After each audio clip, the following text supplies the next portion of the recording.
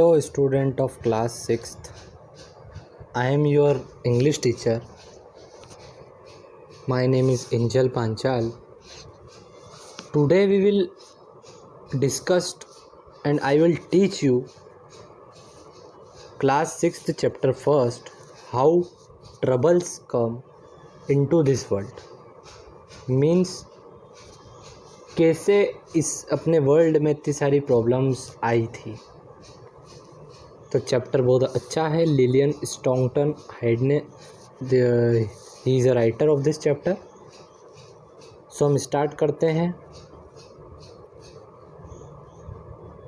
A very read this ancient myth. Ancient myth मतलब कि यह एक झूठ भी हो सकता है, एक मिथ भी हो सकता है. मिथ मतलब होता है झूठ. A very long time ago in the golden age every one was good and happy. It was always spring. Spring यानी होता है अस्तित्व में आना.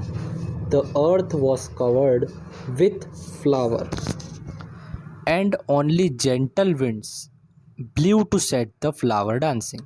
No one had any work to do. People live on mountain. Strawberries which were always to be had for the gathering. And on wild grapes blackberries and sweet corns.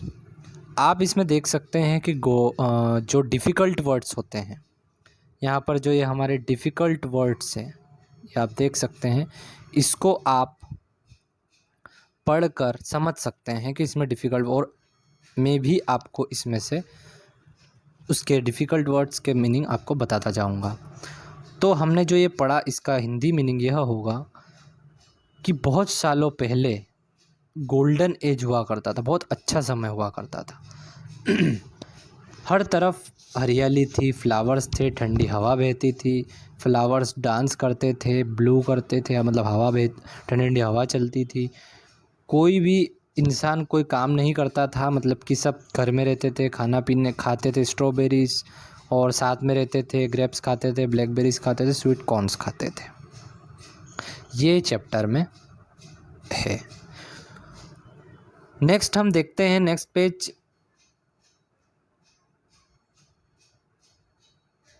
With grew plentiful in the oak forest, rivers flowed with milk and nectar.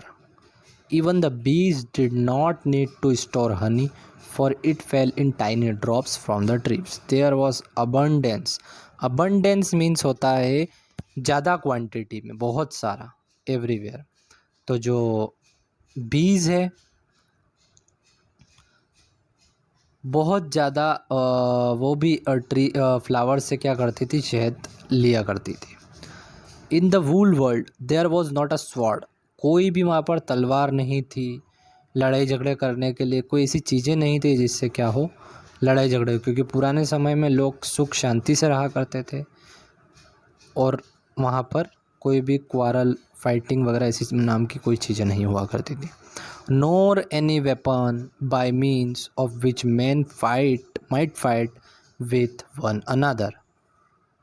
कोई भी fight नहीं हुआ करती थी, न तलवार से न हाथों से, कोई भी ऐसी चीज़ें नहीं हुआ करती थी. No one had ever heard of any such thing. ऐसी कोई भी चीज़ें उन्होंने नहीं सुनी थी. All the iron and the gold were buried deep underground. सभी लोग लोहा और सोना, I will tell you once again, iron और gold were buried deep underground. Iron और गोल्ड को वहाँ उस समय के गोल्डन टाइम के लोग धरती पर गाड़ दिया करते थे. ब्यूरिड, BURID का मतलब होता है गाड़ना अंदर, डीप अंडरग्राउंड. ये लोग वो क्या करते थे, इन दोनों चीज़ों को वो गाड़ देते थे. मतलब वो पुराने समय के लोग इतनी ज़्यादा उस चीज़ की वैल्यू नहीं किया करते. जैसे आज गोल्ड का रेट बहुत ज़्यादा है. उस समय गोल्ड का रेट इतना ज़्यादा नहीं हुआ करता होगा. आयरन और गोल्ड एक समान होते थे, इस वजह से वो गोल्ड को क्या करते थे, धरती में गाड़ दिया करते थे. बिसाइड्स मीन्स होता है के बावजूद. People were never ill. They had no troubles of any kind. And never grieve old. इसका मतलब ये हुआ कि वो लोग कभी भी बीमार नहीं पड़ा करते थे। इल मतलब होता है बीमार होना। और कभी भी ट्रबल्स में नहीं आते थे, किसी प्रॉब्लम्स में नहीं आते थे of any kind. And never grieve old, वो कभी भी ओल्ड नहीं हुआ करते थे, ओल्ड नहीं दिखते थे। जैसा कि आप इसमें देख सकते हैं, यहाँ पर लिखा है ग्रीव मतलब बढ़ना, ओल्ड हो जाना। द टू ब्रदर्स, दो भाई थे। यहाँ तक हमारी जो स्टोरी थी उसमें ये बताया गया है कि कैसे दो भाई मतलब सॉरी कैसे इतने जो ये पुराने गोल्डन एज का जो समय था उसके बारे में बताया गया है। अब जो दो भाई है उनके बारे में कुछ स्टोरी है वो हम पढ़ते हैं। The two brothers Prometheus and Epimetheus lived in those wonderful days. ये उस समय जो मैंने आपको गोल्डन एज बताया, गोल्डन टाइम बताया, उस समय के दोनों भाई थे। After stealing fire for man, Prometheus knowing that Jupiter would be angry. क्या होता है, अब हमारी जो कहानी, एक तरह की कहानी स्टार्ट होती है। ये क्या होता है कि बहुत सारी जो आग है वो एक आदमी चुरा लेता है।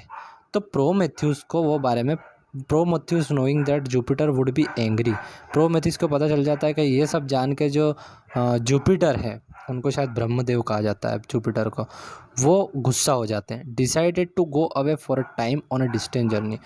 तो क्या होता है कि प्रोमेथ्यूस सोचता है कि अगर उनको पता चल गया कि मैंने आग चुरा ली है तो वो मुझ पर गुस्सा हो जाएंगे, तो मैं यहाँ से क्या करता हूँ, कहीं दूर चला जाता हूँ।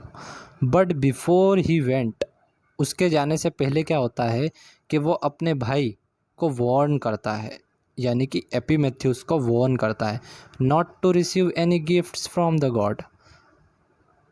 गॉड से कोई भी गिफ्ट मत लेना, गॉड कुछ भी दे आपको कुछ भी नहीं लेना है, ऐसा प्रोमेथ्यूस अपने ब्रदर एपिमेथ्यूस से कहता है। वन डे आफ्टर प्रोमेथ्यूस, एक दिन के बाद जो प्रोमेथ्यूस होता है, had been gone for some time, वो एक समय के लिए क्या होता है वहाँ से चला जाता है। Mercury come to the cottage of Epimetheus, उसके बाद में जो मर्क्यूरी है वो एपिमेथ्यूस के साथ में कहीं कॉटेज पे मिलता है। And leading by the hand beautiful young woman. तो होता क्या है, जैसे कि एपिमेथ्यूस है, एपिमेथ्यूस को जो उसके प्रोमेथ्यूस भाई जो है उसने उसको बताया है कि आपको भगवान कुछ भी दे आपको नहीं लेना है।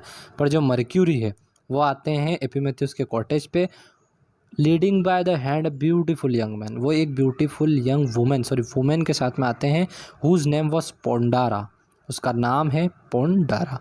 She had a wreath of partly open rose buds on her head. तो यहाँ पर आप देख सकते हैं कि रेथ मतलब क्या होता है, flower arranged in the shape of ring. एक फ्लावर समझिए उसको आप, जो रिंग के शेप में क्या होते हैं, कवर्ड होते हैं।